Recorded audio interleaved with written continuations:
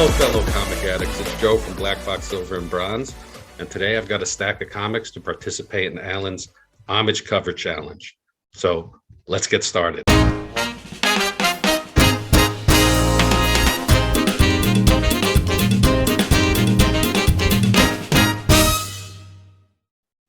Hey friends, I want to show you some of the homage covers that I have in my personal collection, and I've got top 10 to show you. But I've just got a couple of others that I want to cover before I get into the top 10. So the first one is Unholy number 3. And Alan showed you this if you watched his channel. He had the Virgin variant of it.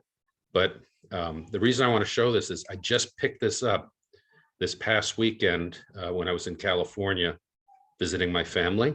I picked this one up, and I picked up Evil Ernie number 3, which is also an homage cover. And at the same time, I picked up NYX number 4, which is the same kind of homage cover. The week before, I picked up Jennifer Blood number 5. And these are all from Dynamite, and they're all homaging Raphael number 1. And the reason I got them was because this is one of my favorite covers. I really like the composition of this cover. I like the monochrome tone that's on it. So those other ones I think are done very well, and they're very good homage covers to this.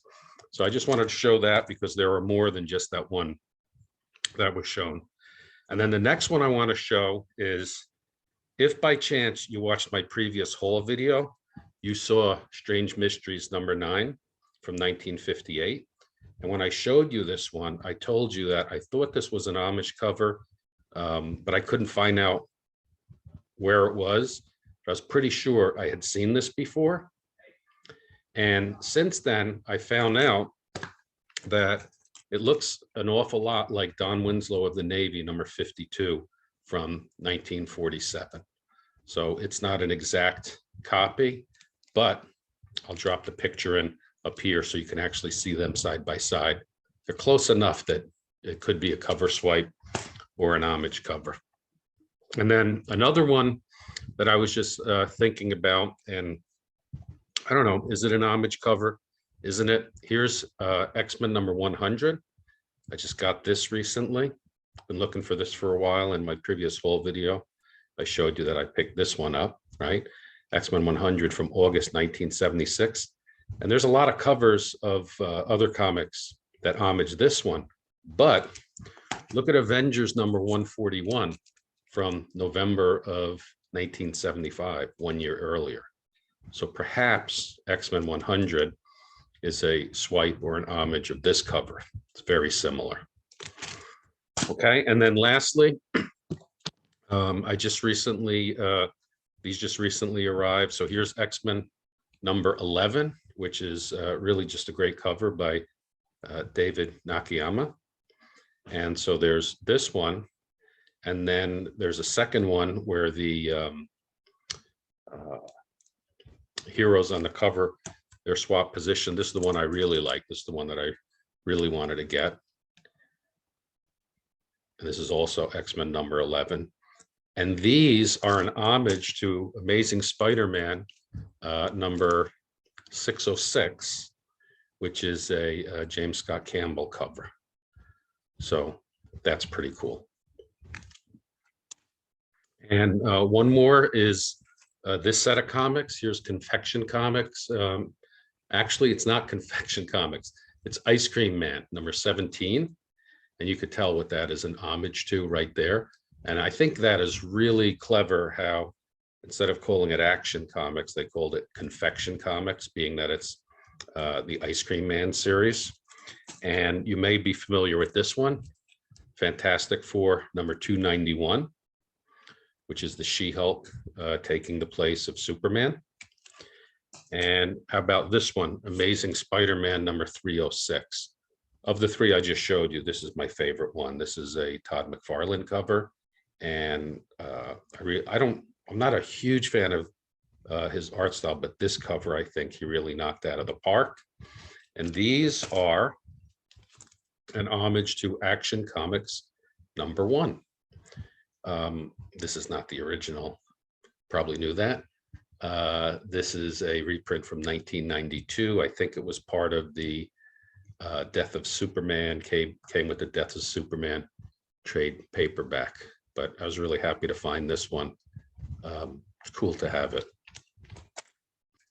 Superman Adventures number 54, which I think is an homage to two Neil Adams covers.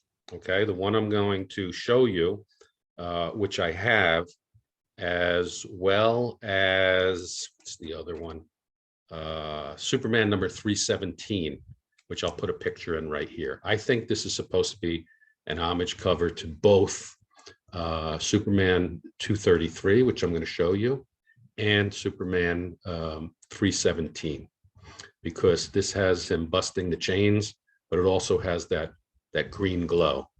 So I have that one. And then I think this is a really cool set of homage covers, and I'll tell you why. Here's Mighty Mouse number 1. Okay. And if you look down here by my finger, it's done by Neil Adams. Okay. And here is Action Comics number 485. Okay. And if you look down here, again, it's done by Neil Adams. And these are homage covers to Superman number 233, which is an awesome cover, which is done by who? Neil Adams. So it's Neil Adams homaging himself with the Mighty Mouse and the Action Comics covers. And I don't see his signature on this one, but I know that's him. And this is just a classic cover. A lot of people think because of this big one up here, this is like a Superman number 1, but it's not. It's number 233. This says #1 best-selling comics magazine. Okay, now we're going to get into my top 10 homage covers. So at number 10, let me start with Adventures of Superman, number 435, and Rom number 4. I love this cover. I love the colors on this one. Rom number 4. And this is an homage to my favorite artist of all time, which is Jack Kirby, when he did Iron Man number 80. And this is one of my favorite covers. This is in my favorite list of favorite covers, is this one. I love this cover. I love how Iron Man's flying through space, but those purples and blues and blacks behind him is just, to me, really a great image. That was number 10. At number 9, West Coast Avengers, number 71. I'm sure you could figure out what this is an homage to, but that's a nice cover there, isn't it? Okay, and that's an homage to X-Men number 101, Enter the Phoenix. This is one of my favorite covers too. This is probably one of the most iconic covers. If you were asked people to make a list of iconic covers in comic books, this one would probably make most people's list. X-Men number 101. It's just gorgeous. Okay, number 8, I have another West Coast Avengers. This is West Coast Avengers number 45. Okay, and this is the first appearance, I think, of that White Vision. But it's very cool because it is a homage cover to Avengers number 57, which is a very classic cover and the first appearance of the Silver Age Vision. All right, so that was number 8. At number 7, you're going to see several comics here, and there's 2 more that I have that I could not find, and one of them is, I think, Hank Johnson of Hydra, put it in there, and the other is James Bond 007. And now you know what's coming. Here is Iron Man number 15. Defenders number 1. Wolverine number 27. this one's great. I really like this one a lot. The next one I like even more. This is Doc Savage #1 by Dynamite, I think. Yep, Dynamite. Doc Savage #1, Dynamite. And this is my favorite of this group. And this is Domino #1. It's a J. Scott Campbell cover. It's autographed down there. And it's just beautiful, isn't it? Okay, and these are all homages to one of the greats, Jim Steranko, in his cover of Nick Fury, Agent of S.H.I.E.L.D. #4, which is just a classic cover. I have a nice copy of this. I wish it was whiter. These are tough to find in white, right? But it's otherwise it's in pretty nice shape, and it's just a great cover. Great issue to have. Jim Steranko really knocked it out of the park on that one. Next up at #6, this is a really cool homage because of the story it tells, okay? This is Doctor Strange #53. And this is a homage cover to Fantastic Four #19, which is the first appearance of Kang as Rama Tut. And what's really cool about this homage cover is that it's not just an homage cover, but it's a story that connects to this one, and that it's that Doctor Strange sent himself, his astral self, back in time to this event. And when you're reading the story, you don't know that he's there, but in the future they retconned it that he was there and manipulating some of the events that were going on at this time. So it's a pretty cool homage cover, but also it's more than just drawing the cover. It's a story that connects. So that's why I really like that one. Okay, #5. Here is a Thor #6 variant cover. Okay, I'm not sure who these characters are. I think that's Silver Surfer Black, and maybe this is Null. I wasn't really into that storyline, but I think that's who it was. But I grabbed this cover because of its homage. And then one more is this one, Nova #4. And what's cool about this one is not only is this an homage cover to the one I'm about to show you, but it's the same number, right? So Nova #4 happens to be an homage to Silver Surfer #4, which this is another all-time great cover. I love this cover. The composition, the colors, Thor winding up like that. It's just great. Okay, at #4 is Invincible Iron Man #1. And this is a Bruce Timm cover. I'm a big fan of Bruce Timm art. And the Iron Man doesn't really look so Bruce Timm. You look at all the other people around, that looks more like his art style. But this is almost a, identical cover to the one at Homages, which is Iron Man #1, Iron Man's first solo title. And it's done very well. Another iconic cover. Okay, we are now to the top 3. #3 is DC 75th anniversary cover of The Flash #7.